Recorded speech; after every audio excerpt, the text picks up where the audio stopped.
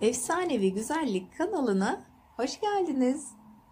Tekrardan merhabalar. Kanalıma yeniden hoş geldiniz arkadaşlar. Bugün sizlere yine çok ama çok güzel bir tarifle geldim. Hazırlayacağımız bu tarif arkadaşlar grip, öksürük, balgam, üst solunum yolu enfeksiyonları gibi şikayetlerimizi giderip bağışıklık sistemimizi de güçlendirecektir. Önemli olan arkadaşlar zaten bağışıklık sistemimizin güçlü olması. Eğer bağışıklık sistemimiz güçlüyse zaten bu tarz hastalıklara da maruz kalmayız. Sözü çok uzatmadan ben hemen hazırlamaya başlayayım. 2 yemek kaşığı balımı daha önceden tabağıma ilave etmiştim. Şimdi üzerine 1 tatlı kaşığı zencefil,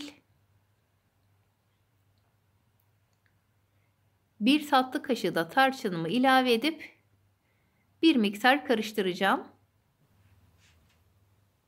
Bu tarif arkadaşlar bizim vücudumuzdaki zararlı toksinleri de atacaktır. Ateş düşürücü, ağrı kesici ve iltihap söktürücü özelliği sayesinde de bir an önce iyileşmemizi sağlayacaktır ve mide bulantısına da çok iyi gelecektir bu tarif. Kesinlikle yapıp kullanmanızı tavsiye ediyorum.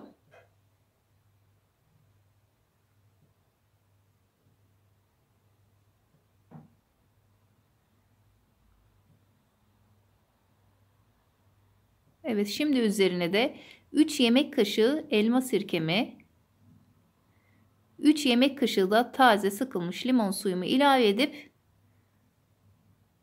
bunları bir miktar daha karıştıracağım. Bu tarifi arkadaşlar yaptıktan sonra 2 ay boyunca buzdolabında saklayabilirsiniz. Bozulmuyor.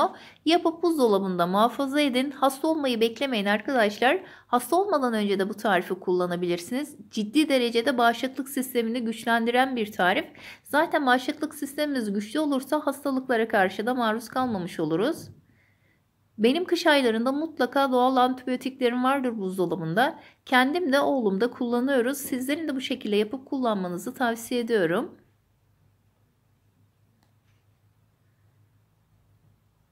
Bu tarifi arkadaşlar çocuklara da kullandırabilirsiniz. 1 yaş üstü çocuklara sabah akşam 1 çay kaşığı, 10 yaş üstü çocuklara sabah akşam 1 tatlı kaşığı, yetişkinler de sabah akşam 1 yemek kaşığı bu tarifi tüketebilir. Arkadaşlar gerçekten çok güzel bir tarif. Her zaman bunu dile getiriyorum. Kendi yapıp memnun kalmadığım hiçbir tarifi sizlerle paylaşmıyorum. Denenmiş ve güzel sonuç alınmış tarifleri sizlerle paylaşıyorum. Kesinlikle bu tarifi kullandığınızda memnun kalacağınıza inanıyorum. Yapın arkadaşlar, buzdolabınızda bu tarifi muhafaza edin. Hasta olmayı beklemeyin. Hasta olmadan önce de bu tarifi güzelce kullanın. Evet, doğal antibiyotiğimiz hazır arkadaşlar. Bu tarifi arkadaşlar küçük bir kavanozun içerisine doldurup ağzını kapatıp buzdolabında muhafaza edebilirsiniz. İçerisindekilere karşı herhangi bir alerjiniz yoksa sabah akşam bu tarifi 1 yemek kaşığı olmak üzere tüketin arkadaşlar. Benden bugünlük bu kadar. Umarım sizler için hem şifalı hem de çok güzel bir tarif olmuştur. Tekrar görüşmek üzere. Kanalıma abone olmayı ve beğeni yapmayı unutmayın. Arkadaşlar beni Instagram ve Facebook hesaplarımdan da takip edebilirsiniz. Yeni videolarımdan da haberdar olmak için lütfen zil bildirimini açmayı unutmayın. Sizleri çok ama çok seviyorum. Allah'a emanet olun.